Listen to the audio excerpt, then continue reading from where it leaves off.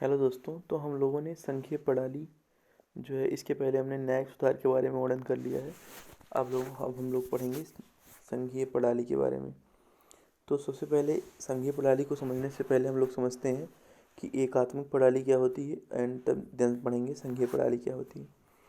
तो एकात्मक प्रणाली को मैं थोड़ा जूम आउट कर लेता हूँ, फिर इसको पढ़ के सुना देता हूँ। फिर उसके बाद हम लोग पढ़ेंगे केंद्रीय प्रणाली। तो एकात्मक प्रणाली में मात्र केंद्र सरकार होती है। जो सरकार होती है वो मात्र केंद्र सरकार होती है, और इसका अर्थ है कि केंद्र एवं प्रांतों के मध्य विषयों का बंटवारा नहीं होता है। और जब प्रांत केंद्र के अधीन प्रशासनिक एजेंट होते हैं तो ऐसे राज्य को एकात्मक राज्य कहते हैं। जैसे यूके में है, यूके माने ब्रिटेन, फ्रांस, ईटीसी। इन जगहों पर क्या है, एकात्मक प्रणाली है। जबकि भारत में क्या है, संघीय प्रणाली है। तो भारत का जो है ये है संघीय प्रणाली। इसमें है फेडरल सिस्टम। संघीय प्रणाली में दोहरी सरकार होती है, अर्थात केंद्र की सरकार अलग होती है एवं प्रांत की सरकार अलग होती है। केंद्र एवं प्रांत के बीच विषयों का बंटवारा भी होता है। तो इसमें केंद्र और प्रांत के बीच विषयों का बंटवारा होता है, जैसे भारत और यूएस से। तो अब देखो, संघीय प्रणाली जो है, जो फेडरल सिस्टम है, वो तीन तरह से कार्य करती है। एक तो हो गया जब, देखो एक फेडरल सिस्टम है, संघीय प्रणाली वो तीन तरह से कार्य करती है। एक तो जब केंद्र की शक्ति राज्य की शक्ति से कम हो, मतलब जो राज्य की शक्ति है वो ज़्यादा हो, तो कॉन्फेडरेशन या महासंघ बोलते हैं। जैसे पहले पूर्व सोवियत संघ था। पूर्व सोवियत संघ क्या था, कॉन्फेडरेशन था। जब राज्यों को शक्ति ज़्यादा मिल जाती है केंद्र से तो उसे महासंघ या कॉन्फेडरेशन बोलते हैं, जैसे पूर्व सोवियत संघ। और जब राज्यों की शक्ति केंद्र की शक्ति की तुलना में बराबर होती है तो उसे बोलते हैं फेडरेशन। जैसे कि यूएसए में क्या है, फेडरेशन है। फिर इसके बाद उसी तरह से जब केंद्र की शक्ति सबसे ज़्यादा होती है और राज्य की शक्ति कम, तो उसे यूनियन बोलते हैं, संघ। तो भारत क्या है, एक संघ है। किसमें, संघीय के तीन भाग हैं, संघीय में ये संघ है। ठीक है। तो फेडरल फेडरल तीन तरह से होता है, कॉन्फेडरेशन, फेडरेशन एंड यूनियन। तो यूनियन जो है हम लोग का है, इंडिया का। फिर है संघीय प्रणाली। संघीय प्रणाली केंद्रों एवं राज्यों की शक्ति का विभाजन तीन प्रकार से है, जो ऊपर यही है बना हुआ कि जब राज्य की शक्ति ज़्यादा रहेगी तो कॉन्फेडरेशन यानी कि महासंघ, और जब जब जो है वो राज्य की शक्ति और केंद्र की शक्ति बराबर रहेगी तो फेडरेशन, और जब केंद्र की शक्ति सबसे ज़्यादा रहेगी राज्य से तो वहाँ यूनियन रहेगा। संघीय प्रणाली के कुछ लक्षण जो हैं वो देख लेते हैं, कौन कौन से लक्षण हैं।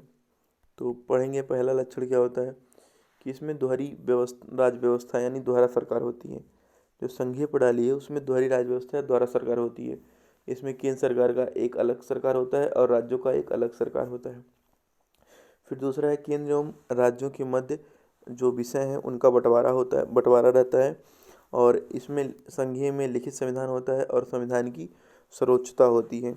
और कठोर संविधान होता है, अर्थात शक्तियों के बंटवारे में मनमाने तरीके से परिवर्तन ना हो। जो शक्तियाँ या बंटवारा है उनमें मनमाने तरीके से परिवर्तन ना हो, इसलिए कठोर संविधान होता है। और यहाँ पे दोहरा संविधान भी है। संघीय प्रणाली में दोहरा संविधान होता है, माने केंद्रों का अलग संविधान और राज्यों का अलग, लेकिन ये भारत में नहीं है। ये लिखा है कि भारत संघीय है, फिर भी ये चीज़ नहीं है, दोहरा संविधान नहीं है, न दोहरी नागरिकता है। संघीय का दूसरा लक्षण है दोहरी नागरिकता। तो अमेरिका के प्रत्येक व्यक्ति केंद्र का नागरिक होने के साथ साथ राज्यों के भी नागरिक होते हैं। और और लक्षण है संघीय का, केंद्र में द्विसदनीय विधायिका, अर्थात उच्च सदन राज्यसभा और निम्न सदन लोकसभा होती है। और राज्यसभा भारत के राज्यों का प्रतिनिधित्व करती है, जबकि लोकसभा भारत के लोगों का। संघीय प्रणाली में स्वतंत्र एवं निष्पक्ष न्यायपालिका की स्थापना भी होती है। तो ये सारे हो गए संघीय। कौन कौन संघीय होंगे, कठोर संविधान, दोहरा संविधान, दोहरी नागरिकता, केंद्र की द्विसदनीय विधायिका, निष्पक्ष न्यायपालिका, फिर है केंद्र एवं राज्यों का विषयों का बंटवारा, दोहरी राज्य व्यवस्था, लिखित संविधान, संविधान की सर्वोच्चता, ये सब है संघीय के लक्षण। इसमें केवल दो चीज़ें, जो दोहरा संविधान और भारत की नागरिकता। दोहरा संविधान और दोहरा नागरिकता ये भारत में नहीं है, भले से भारत संघीय है। तो उपरोक्त सभी हैं, लेकिन अपवाद में दोहरी नागरिकता की जगह एकल नागरिकता है, दोहरी संविधान की जगह पूरे भारत का एकल संविधान है। तो भारत संविधान में विद्यमान एकात्मक लक्षण क्या क्या हैं। तो भारत में कुछ कुछ चीज़ें हैं जो एकात्मक हैं, जैसे कि एकल नागरिकता हो, एकल संविधान हो गया, तो एकात्मक हो गया। बाकी और क्या क्या चीज़ें हैं जो एकात्मक हैं, तो उसके लिए हम लोग देखते हैं। पहला चीज़ एकात्मक जो है, एकल संविधान भारत में केंद्र एवं राज्यों के लिए एकल संविधान की व्यवस्था करता है, वही है एकल संविधान। भारत ने कनाडा की तरह एकल नागरिकता अपनाया है और यह भारतीय नागरिकता है, कोई अन्य पृथक राज्य की नागरिकता नहीं है। तो ये दोनों तो हो गया। फिर तीसरा है संसद द्वारा राज्यों का निर्माण। जो संसद द्वारा राज्यों का निर्माण है वो एकात्मक है, क्योंकि राज्य का कोई और अंग नहीं कर सकता, तो इसलिए केवल संसद कर सकती है। तो ये इसलिए ये भी जो देता है, संसद द्वारा राज्यों का निर्माण जो है वो भी एकात्मक, माने कि भारतीय संविधान को विद्यमान में एकात्मक लक्षण है। फिर तीसरा है लचीला संविधान भी है, यह एकात्मक संविधान का लक्षण होता है, लचीला संविधान जो कि भारत में है। राज्यपाल की नियुक्ति, जो राज्यपाल राज्य का मुखिया होता है, लेकिन केंद्र के परामर्श पर राष्ट्रपति द्वारा नियुक्ति होती है। तो इसमें केंद्र का शासन ज़्यादा हो गया। तो केंद्र का शासन ज़्यादा हो गया तो मतलब एक केंद्रीय सरकार नहीं हो गई, एक ही सरकार, क्योंकि राज्यपाल की नियुक्ति कौन कर रहा है, राष्ट्रपति कर रहा है, तो एक ही सरकार हो गई। और एकात्मक में क्या होता है, एक ही सरकार होती है, केंद्र सरकार। आपातकालीन प्रावधान सारे केंद्र में निहित होते हैं, शक्तियाँ केंद्र में निहित हो गई हैं, तो इस तरह से भी कह सकते हैं कि जो है हाँ एकात्मक लक्षण है। फिर है संसद को राज्य सूची के विषय में कानून बनाने का अधिकार है, यह आपातकालीन एवं राष्ट्र हित में कर सकता है। संसद क्या करता है, किसी भी राज्य सूची के विषय पर, जो राज्य सूची के विषय है उस पर कानून बना सकता है। तो ये क्या हो गया कि मतलब केंद्र का क्या है, प्रभुत्व है, तभी तो बना रहा है, बना ले रहा है। तो जब केंद्र का प्रभुत्व है तो मतलब एकात्मक वाला लक्षण आ गया इसमें। फिर है पांचवा, भारत में एकल निर्वाचन आयोग प्रणाली है। चुनाव आयोग ने न केवल केंद्रीय चुनाव संपन्न कराया है, बल्कि राज्य विधानमंडलों में मुख्य चुनाव भी कराते हैं। लेकिन इस इकाई की स्थापना राष्ट्रपति द्वारा होती है और राज्य इस मामले में कुछ नहीं कर सकता है। मतलब जो एकल निर्वाचन प्रणाली है, भारत में एकल निर्वाचन प्रणाली है और यह चुनाव आयोग न केवल केंद्रीय चुनाव संपन्न कराता है, बल्कि राज्य विधानमंडलों में मुख्य चुनाव भी कराता है। मतलब राज्य के विधानमंडल में, चाहे विधानसभा विधान परिषद हो, उसमें मुख्य चुनाव आयोग कराता है एकल निर्वाचन। और एकल निर्वाचन नियुक्त किससे होता है, राष्ट्रपति से। तो घुमा चला के बात कहाँ आ गई, केंद्र पे, मतलब केंद्र से ही हो रहा है निर्वाचन का काम। और तो इसलिए जो है एकात्मक लक्षण है इसमें। फिर उसके बाद देखिए ये वाला, भारत एवं जो भारत में नियंत्रक एवं महालेखा परीक्षक है कैग, तो वो तो केवल दोनों का जांच करता है, लेखा जोखा का, चाहे वो केंद्र का हो राज्य का हो, लेकिन उसकी नियुक्ति किसके द्वारा होती है, राष्ट्रपति के द्वारा। तो जो कैग है वो जांच तो करता है राज्य का भी और केंद्र का भी, लेकिन आता किससे, नियुक्त से, राष्ट्रपति से। तो इससे क्या पता चलता है, केंद्र की शक्ति है इन दोनों पर। तो इस तरह संघीय सिद्धांत का उल्लंघन कर रही हैं ये। फिर है भारत में अखिल भारतीय सेवाओं राज्य एवं केंद्र दोनों के लिए हैं। केंद्र द्वारा इन सेवाओं के सदस्यों का चयन किया जाता है एवं उन्हें प्रशिक्षण दिया जाता है, उन पर केंद्र का पूर्ण रूप नियंत्रण होता है।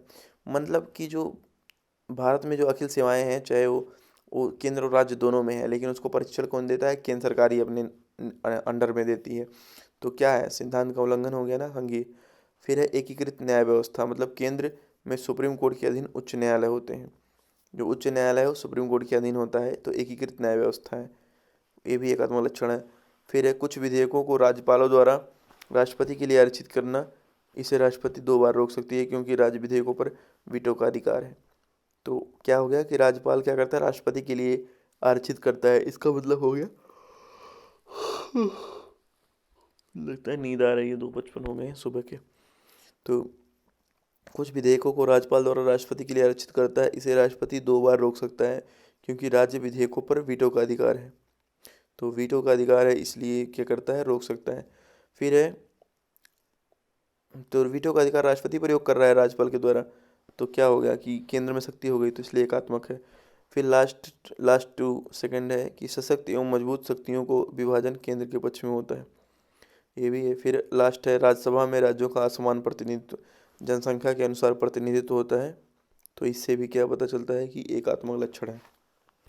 भारत में संघीय प्रणाली की आलोचना, जेनिंग्स ने कहा है कि भारत शक्तिशाली केंद्रीकरण की प्रवृत्ति वाला संघ है।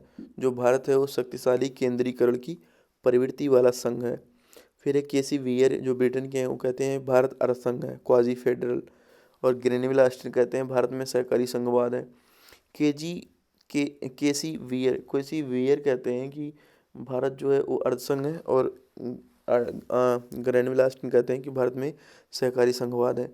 और मॉरिस जॉन्स कहते हैं भारत में समझौतावादी या केंद्रीय राज्यों का समझौता या संघवाद है। फिर है भारतीय संघीयवाद का परीक्षण, 3 आधार पर किया जाता है भारतीय संघीयवाद का परीक्षण।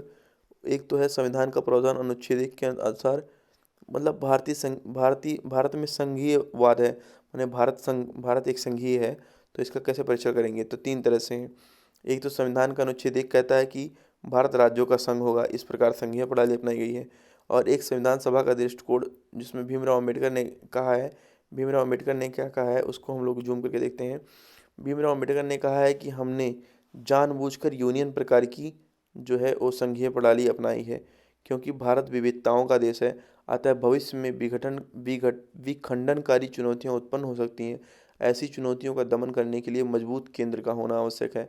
यहाँ फेडरेशन अमेरिका के भांति नहीं है, क्योंकि अमेरिका राज्यों एवं केंद्र के बीच समझौता का परिणाम है। समझौता नहीं है यहाँ पे इंडिया में, यहाँ पे केंद्र की शक्ति सबसे ज़्यादा है, यहाँ समझौता नहीं है, बल्कि अमेरिका में समझौता है। और एक है उच्चतम न्यायालय का एसआर मुंबई बनाम भारत संघ मामला। हर बार बोलता हूँ एसआर मुंबई बनाम भारत संघ मामला। इसमें क्या कहा गया है, सुप्रीम कोर्ट ने निर्णय दिया है कि भारतीय संविधान पूर्ण रूप से संघीय है और यह संविधान का आधारभूत ढांचा है। यह है एसआर मुंबई बनाम भारत संघ मामला। अब देखो निष्कर्ष, तो निष्कर्ष में थोड़ा हम पढ़ते हैं कि भारतीय संघीय प्रणाली अमेरिकी फेडरेशन पर आधारित नहीं है, बल्कि यह कनाडा के संघीय सर्वोच्चता के सिद्धांत डॉक्ट्रिन ऑफ फेडरल सुपरमेसी पर आधारित है। जो भारतीय संघीय प्रणाली है वो अमेरिका फेडरेशन पर आधारित नहीं है, बल्कि यह कनाडा के संघीय सर्वोच्चता के सिद्धांत डॉक्ट्रिन ऑफ फेडरल सुपरमेसी पर आधारित है। यदि संघीय प्रणाली में राज्य एवं केंद्र के मध्य कभी विवाद होता है, मतलब यदि संघीय प्रणाली में कभी भी राज्यों एवं केंद्र के मध्य विवाद होता है, तो केंद्र व राज्यों के बीच सामंजस्य बनाए रखते हुए न्यायालय समाधान कर देता है, जिसे समरस अर्थान्वयन का सिद्धांत कहते हैं। समरस अर्थान्वयन का सिद्धांत क्या होता है, डॉक्ट्रिन ऑफ हार्मोनियस कॉन्स्ट्रक्शन। समरस अर्थान्वयन का सिद्धांत ये होता है जब केंद्र और राज्यों के बीच कोई विवाद चल रहा हो और उन दोनों के बीच न्यायालय सामंजस्य स्थापित कर दे, तो उसे कहते हैं समरस अर्थान्वयन का सिद्धांत। भारतीय संघीय प्रणाली केंद्र और राज्य के मध्य सहयोग सबका अच्छा उदाहरण है। तो सहकारी संघवाद भी वही है कि सहकारी माने जब केंद्र और राज्य दोनों मिलकर कार्य करते हैं तो उसे सहकारी संघवाद कहते हैं। तो अभी हम सहकारी संघवाद के बारे में पढ़ेंगे। थोड़ा पानी पी लेते हैं। Thank you.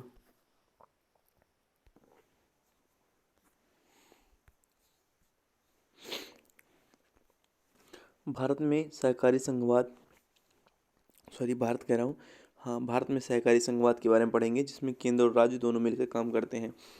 सहकारी संघवाद का मतलब यही होता है कि दोनों मिलकर काम करते हैं। तो संवैधानिक प्रावधान कुछ ऐसे हैं, कुछ संवैधानिक प्रावधान जो अनुच्छेद में लिखे गए हैं, कुछ ऐसे प्रावधान हैं जिसमें लिखा गया है कि भारत में सहकारी संघवाद है। तो कौन कौन सा है, पहले तो आर्टिकल 252 है। आर्टिकल 252 क्या कहता है, 2 या 2 से अधिक राज्यों के द्वारा सहमति प्रकट करने पर संसद उनके लिए राज्य सूची के विषय पर कानून बना सकती है। ऐसे कानून अन्य राज्य द्वारा अपनाए जा सकते हैं। मतलब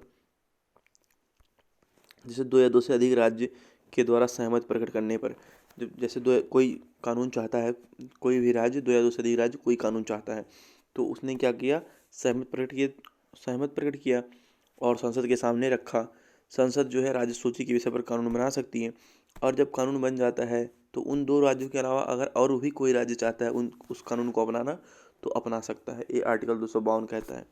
तो आर्टिकल 252 कहता है जब 2 या 2 से अधिक राज्य सहमति प्रकट करके संसद के द्वारा राज्य सूची के विषय पर कानून बनवाएं, तो वो कानून कोई भी राज्य अपना सकता है।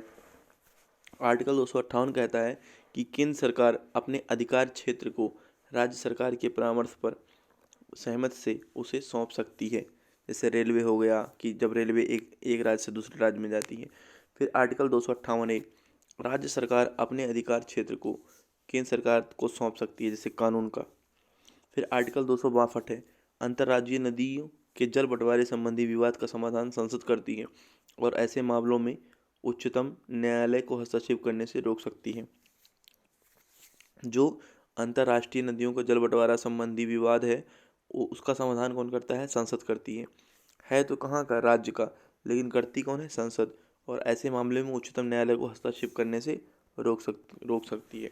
तो ये भी क्या है, एक सहकारी संघवाद का लक्षण है। आर्टिकल 263 में अंतर राज्यीय परिषद की स्थापना का प्रावधान किया गया है, जो सहयोग एवं समन्वय की स्थापित करती है। अंतर्राज्यीय परिषद की स्थापना आर्टिकल 279 ए में है। इसके अंतर्गत जीएसटी परिषद बनाई गई है।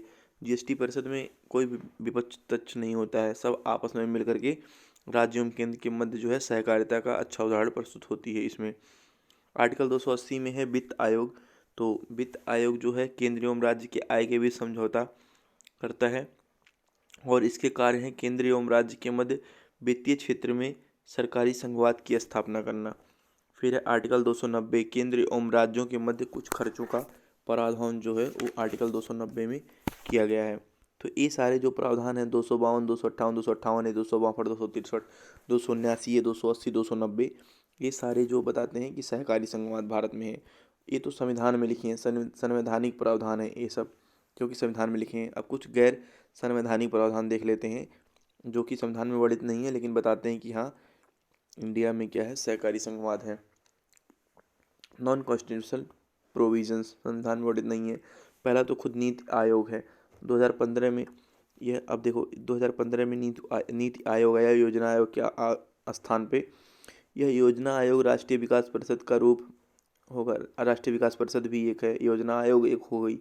ये सारे क्या हैं, गैर संवैधानिक निकाय हैं। राष्ट्रीय विकास परिषद की स्थापना हुई थी एनडीसी की 6 अगस्त 1952 में, योजना आयोग की 1950 में। तो विभिन्न प्रकार के सम्मेलनों के माध्यम से केंद्र एवं राज्य के मध्य सहयोग एवं सामंजस्य स्थापित किया गया है। जैसे कि राज्यपालों के सम्मेलन में कौन भाग लेता है, राष्ट्रपति करता है अध्यक्षता। मुख्यमंत्री के सम्मेलन में प्रधानमंत्री अध्यक्षता करता है। राज्यों के पर्यावरण के मंत्री में पर्यावरण मंत्री के सम्मेलन में अध्यक्षता करता है केंद्र का पर्यावरण मंत्री। मतलब राज्य और केंद्र एक दूसरे से अटैच हैं, तो इसको कहते हैं सहकारी संघवाद। फिर है क्षेत्रीय परिषदें जो होती हैं। राज्य पुनर्गठन अधिनियम 1956 के अंतर्गत जो क्षेत्रीय परिषदें हैं, राज्य पुनर्गठन अधिनियम 1956 के अंतर्गत 5 क्षेत्रीय परिषदों का गठन किया गया। ये परिषदें हैं 4 दिशाओं के नाम पे और एक केंद्रीय, और इसका अध्यक्षता कौन करता है, गृह मंत्री करते हैं। तो थोड़ा सा लिखा हुआ है, इसमें पढ़ लेते हैं। 1971 में एक अलग पूर्वोत्तर परिषद का गठन किया गया। अभी तो 5 तो थे ही, north, west, east, south, centre. अब यहाँ पूर्वोत्तर। 1971 में एक अलग पूर्वोत्तर परिषद का गठन किया गया। ये परिषदें अपने क्षेत्र में आने वाले राज्यों के बीच और केंद्र एवं उस क्षेत्र के बीच सहयोग एवं सामंजस्य का अच्छा उदाहरण प्रस्तुत करती हैं। और इसका अध्यक्ष कौन करेगा, केंद्र का गृह मंत्री करेगा। इन सारे क्षेत्रीय परिषदों की अध्यक्षता केंद्र का गृह मंत्री है। ये लिखा है गृह मंत्री ऐसे करके। अब देखो प्रतिस्पर्धी संघवाद, कॉम्पिटिटिव फेडरलिज्म, जिसको कि मैंने उसमें पढ़ा दिया था एक पिछले वीडियो में, गलती से ये पेज उसमें ऐड हो गया था। तो एक बार और देख लेते हैं प्रतिस्पर्धी संघवाद क्या होता है। प्रतिस्पर्धी संघवाद का अर्थ होता है कि राज्यों के मध्य जो है विकास के लिए प्रतिस्पर्धा हो और केंद्र के द्वारा ऐसी प्रतिस्पर्धा को प्रोत्साहन किया जाए। तो जैसे नीति आयोग क्या करता है, इस समय विभिन्न सूचकांकों को अपने वेबसाइट पर दर्शाता है कि कौन सा राज्य किस मामले में अच्छा है। तो जब जब एक राज्य को पता चलेगा कि अरे पर्यावरण प्रदूषण बचाने में तो वो राज्य हमसे आगे जा रहा है, तो उसको लगेगा कि हाँ मेरा तो छवि खराब हो रहा है। तो जो अपना छवि खराब करने के लिए, अपना छवि बचाने के लिए वो क्या करेगा, उस राज्य के मॉडल को अपनाएगा। तो इससे क्या होगा, प्रतिस्पर्धा भी रहेगी दोनों में और प्रतिस्पर्धा के साथ विकास भी होगा दोनों राज्यों का। क्योंकि कभी ए आगे तो कभी ओ पीछे, कभी ओ आगे तो कभी ए पीछे। तो मतलब दोनों आपस में लड़ेंगे, ऐसे नहीं लड़ेंगे कुश्ती, मतलब सूचकांक के मामले में लड़ेंगे और आगे बढ़ेंगे। तो ये प्रतिस्पर्धा को बहुत ज़्यादा फायदा होता है। और भारत में सहकारी संघवाद की जो क्षति हुई है वो 1967 के बाद हुई है, क्योंकि 1967 तक भारत में संघवाद एवं सहकारी संघवाद की क्षति नहीं हुई थी, क्योंकि उस समय एक ही दल की सरकार थी। किंतु 1967 के बाद जब कुछ राज्यों में केंद्र से अलग सरकारें बनी तो संघीय ढांचे के समक्ष चुनौतियां उत्पन्न होने लगी, और इन चुनौतियों को निम्न रूप से समझा जा सकता है। अनेक क्षेत्रीय दलों का उदय जो संकीर्ण छोटे स्वार्थों के लिए कार्य करने लगी। तो इससे क्या हुआ कि सहकारी संघवाद की क्षति हो गई। राजनीति में नैतिकता का तीव्र पतन, केंद्र एवं राज्यों के मध्य समय समय पर विवाद, और राज्यों के मध्य अनेक मुद्दों पर उत्पन्न होने वाले विवाद, जैसे नदी के जल बंटवारे, राज्यों के मध्य सीमा, ये सब बंटवारे पर। तो इससे क्या हो गया, सहकारी संघवाद क्षति होने लगी। इसके उपाय क्या हैं? जीरो टॉलरेंस की नीति अपनाई जाए, कठोर राजनीतिक सुधार किया जाए, राजनीति में नैतिकता अनुशासन का महत्व हो, अंतर्राज्यीय परिषद की भूमिका को प्रभावी बनाया जाए, सहकारी संघवाद को प्रोत्साहन दिया जाए, प्रतिस्पर्धी संघवाद को भी प्रोत्साहन दिया जाए, और राज्यों के एवं केंद्र एवं राज्यों के मध्य विवादों के समाधान को प्रभाव दिया जाए, माने उसको प्रभावी उपाय किए जाए इन सब पे। अब देखो संघर्षात्मक जो संघवाद सरकार त्याग कर, जो संघर्षात्मक संघवाद त्याग करके उसको सहकारी संघवाद अपनाया जाए, प्रतिस्पर्धी अपनाया जाए, वित्तीय संघवाद अपनाया जाए। इन सबको अपनाया जाएगा तो जरूर ही खत्म हो जाएगा जो सहकारी संघवाद क्षति है, वो क्षति नहीं होगा। अब देखो ये हो गया अब हो गया संघ पढ़ लिया। अब हम केंद्र एवं राज्य का संबंध या संघ राज्य संबंध पढ़ेंगे। संघ राज्य संबंध जो है 2 भागों में है। भाग 11 के पहले भाग में एक विधायी संबंध है और एक है प्रशासनिक संबंध अध्याय 2 में। तो विधायी संबंध जो है वो 244 से 255 तक, आर्टिकल 244 से 255 तक जो है विधायी संबंध है, और आर्टिकल 256 से 63 तक प्रशासनिक संबंध है केंद्र और राज्य संबंध में। और भाग 12 में क्या है? वित्त, फाइनेंस, संपत्ति, स्टेट, संविदा, कॉम्बैट, वाद, स्वीट एंड कार्रवाई का संबंधी प्रावधान है। तो इसे वित्तीय केंद्र राज्य का वित्तीय संबंध भी बोलते हैं। भाग 12 को 264 से 301 के बीच में है, और यह निष्कर्ष भाग 12 से निकलता है। अब भाग 12 में भाग 12 भाग 11 ये दोनों पढ़ना है। ये वित्तीय है, ये प्रशासनिक, ये जो है इधर वाला ये विधायी है, ये प्रशासनिक है, और ये वित्तीय है केंद्र राज्य संबंध में। तो ये तीनों पढ़ना है। तो पहले हम भाग 11 का पढ़ते हैं, विधायी वाला। तो विधायी में कौन कौन से हैं? 245 से लेकर 255 तक के अनुच्छेद हैं। तो एक एक करके पढ़ लेते हैं। तो विधायी शक्तियाँ में 245 से 255 तक के हैं। 245 क्या कहता है कि संसद जो है निर्मित कानून पूरे देश में लागू होगा, और राज्य विधानमंडल द्वारा निर्मित कानून उस राज्य में लागू होगा। ये 245 कहता है। 246 कहता है कि अब कानून तो लागू हो गए, तो विधायी विषय वस्तु, कानून बनाने की विषय वस्तु जो है वो 7वीं अनुसूची में है। संघ सूची में 98 विषय अभी हैं, राज्य सूची में अभी 59 विषय हैं, समवर्ती सूची में भी 52 विषय हैं। फिर 246 हो गया। अब 246 ए कहता है कि जो ये विषय हैं तो इस विषय में कुछ और जोड़ा जाएगा। तो 246 ए में 101वां संविधान संशोधन 2016 किया गया, जिसमें जीएसटी को जोड़ा गया। और जीएसटी में क्या प्रावधान किए गए कि संसद प्लस राज्य विधानमंडल दोनों कानून बना सकते हैं जीएसटी पर, और अंतर्राष्ट्रीय व्यापार के समय केवल संसद द्वारा कानून निर्मित होगा। जब अंतर्राष्ट्रीय व्यापार का समय आए तो केवल संसद द्वारा कानून होगा, और वैसे तो संसद और राज्य विधानमंडल दोनों कानून बना सकती हैं। ये आर्टिकल 246 में कहा गया। फिर 248 में क्या कहा गया कि जैसे मान लिया अवशिष्ट शक्तियाँ, इन संघ सूची, राज्य सूची, समवर्ती सूची, इन विषयों के अतिरिक्त कोई शक्तियाँ होती हैं तो कैसे कार्य करेगा? तो 7वीं अनुसूची में है कि अवशिष्ट शक्तियों पर कानून बनाने का अधिकार किसको है? संसद को है। फिर है 254 में, आर्टिकल 254 में क्या है कि जब समवर्ती सूची पर केंद्र और राज्य दोनों बनाते हैं कानून, तो दोनों में कहीं भी विवाद हो जाए, असंगत हो जाए, तो क्या होता है? विरोध की मात्रा जो है तब तक रहती है। विरोध की मात्रा हो जाती है तो क्या होता है कि राज्य विधानमंडल का कानून शून्य हो जाता है। उस समय केवल केंद्र का कानून रहता है। लेकिन शर्त है कि यदि राज्य विधानमंडल राष्ट्रपति की अनुमति ले ले तो कानून शून्य नहीं होगा। फिर है कि राज्य सूची के विषय पर संसद का विधि बनाने की शक्ति। राज्य सूची के विषय पर संसद कैसे विधि बना सकती है?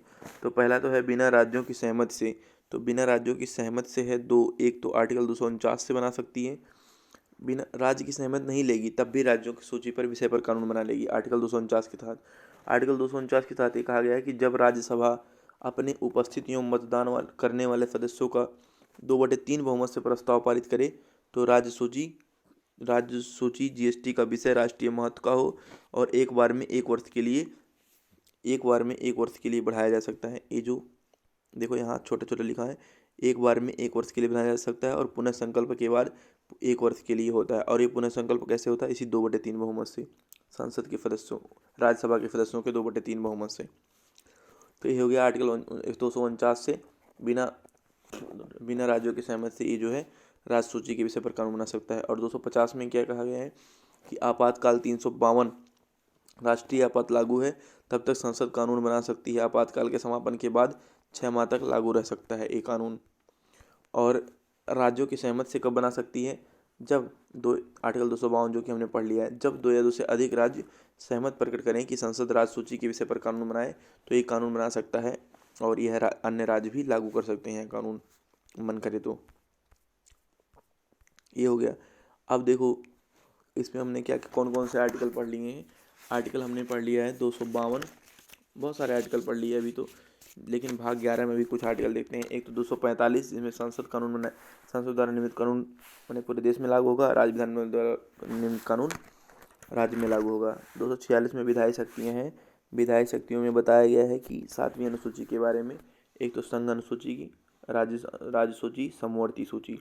246A में GST के बारे में बताया गया है कि GST का प्रावधान संसद और राज्य विधानमंडल दोनों कानून बना सकती है, लेकिन अंतर्राष्ट्रीय व्यापार के संबंध में केवल संसद कानून बनाएगी।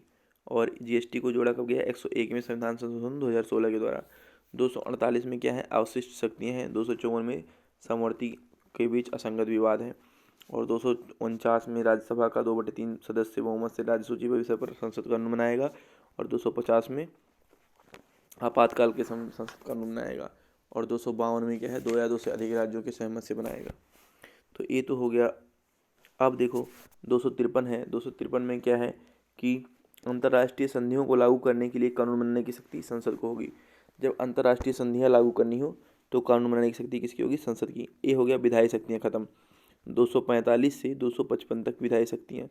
अब 256 से 263 तक केंद्र की प्रशासनिक शक्ति है। तो इसमें कौन कौन से इंपॉर्टेंट है, एक तो 256 है।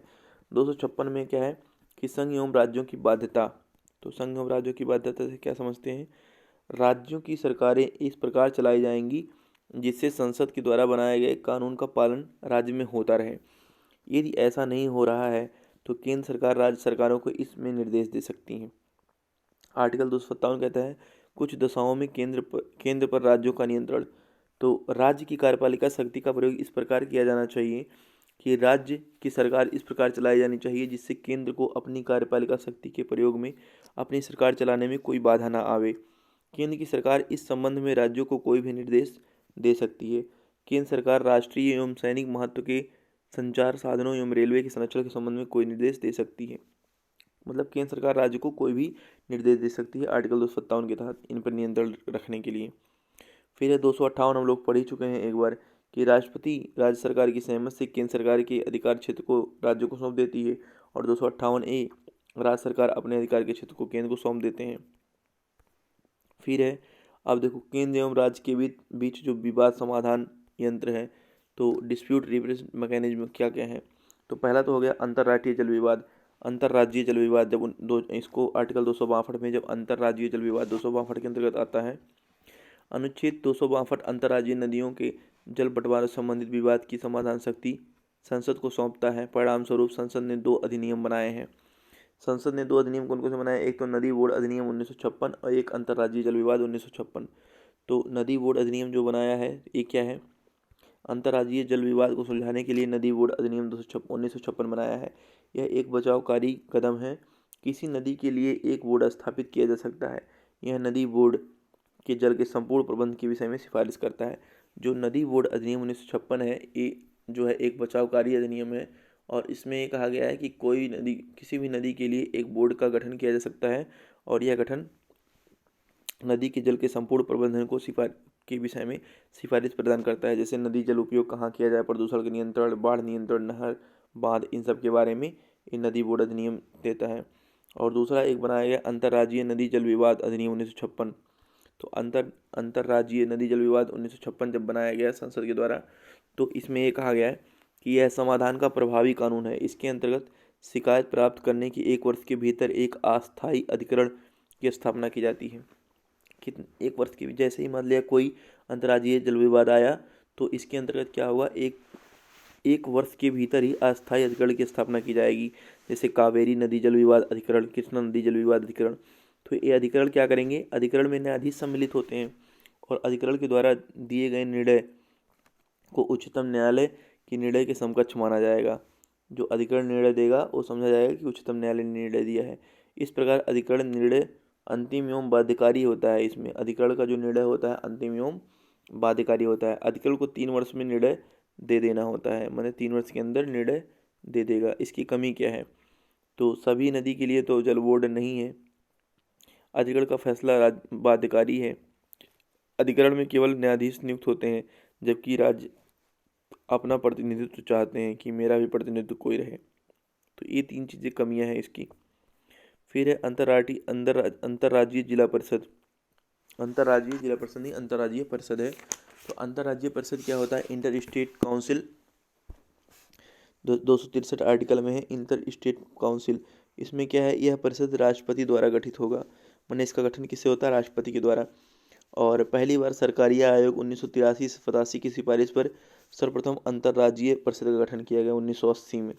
इसमें क्या होता है? इसका अध्यक्ष पीएम होता है, प्रधानमंत्री। जो अंतर्राज्यीय परिषद होता है उसका गठन तो राष्ट्रपति के द्वारा होता है, लेकिन अध्यक्ष पीएम प्रधानमंत्री होता है। और सदस्य कौन कौन होते हैं? 6 केंद्रीय कैबिनेट होते हैं, राज्यों के मुख्यमंत्री होते हैं, और संघ राज्य क्षेत्र या केंद्र शासित प्रदेश के मुख्यमंत्री या प्रशासक की मध्य स्थिति होती है। मैंने 6 केंद्रीय कैबिनेट मंत्री होते हैं, राज्यों के मुख्यमंत्री होते हैं, और संघ राज्य क्षेत्र के मुख्यमंत्री होते हैं। सचिवालय नई दिल्ली में है, और बैठक 3 बार, 1 वर्ष में 3 बार होता है बैठक। आर्टिकल 268। तो अभी देखो, राज्यों के मध्य विवादों को बिंदुओं को पहचानना और सुझाव देना।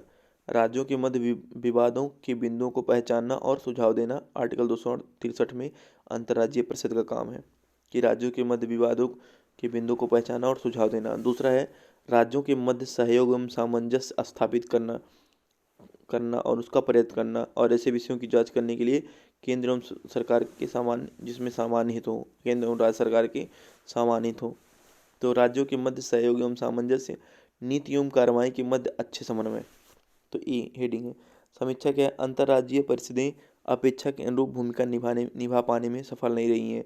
1950 से 1990 तक इसका गठन ही नहीं किया गया था, किंतु जब 1990 में पहली बार इसका गठन किया गया तो प्रतिवर्ष इनकी बैठकें आयोजित नहीं की जाती, और प्रत्येक वर्ष इसकी बैठक में अंतराल बहुत ज़्यादा हो रहा है।